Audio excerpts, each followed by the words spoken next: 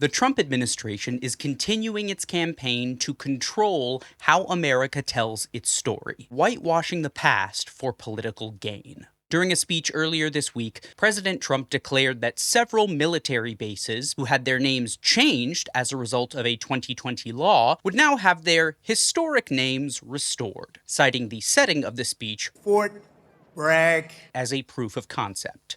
But that's not entirely accurate. The historic name Trump claims to have restored technically no longer refers to the Confederate General Braxton Bragg, who the base was originally named after in 1918. The 2020 National Defense Authorization Act, passed by Congress over Trump's veto, made it illegal for military facilities to be named after Confederate officers. So in 2023, Fort Bragg became Fort Liberty, Fort Benning became Fort Moore, and Fort Lee became Fort Gregg Adams, just to name a few. But rather than just take the L and move on, Trump's defense secretary, Pete Hegseth, issued a memo telling the Army to rename Fort Liberty in honor of Private First Class Roland Bragg. Same last name, different guy.